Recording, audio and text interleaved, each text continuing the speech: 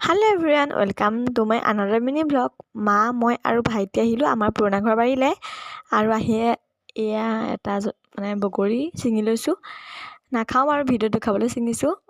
সৰস্বতী পূজাৰ আগত বগৰী খাব নাপায় বুলি বহুতে কয়, নাজানো কিমান সঁচা কিমান মিছা।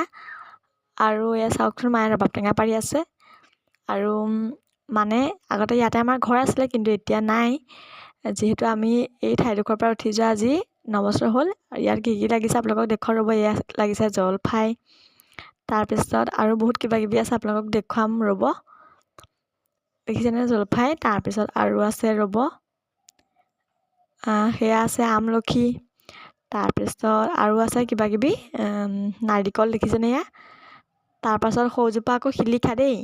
তাৰপিছত আৰু এয়া কৰ্দৈ গছ, তাৰপাছত আৰু এজোপা চাপৰ ৰবাব টেঙা গছ ইয়াতে লাগিছিলে। ৰবাব টেঙা বহুকেইটা লাগিছিলে, কিন্তু আমি যিদিনাখন কলেজলৈ নিছিলোঁ সেইদিনাখন ৰবাব টেঙা নোলালে। আৰু এইজোপা দেখিছেনে? চাপৰতে ৰবাব টেঙা লাগিছে, এটা আছেগৈ, এটা নে দুটা জানো, ভালদৰে মন নকৰিলেই। তাৰপিছত ইমানখিনিয়ে আছিলে। আজিলৈ আহিছোঁ, বাই। পুনৰ অন্য এটা ভিডিঅ'ত লগ পাম।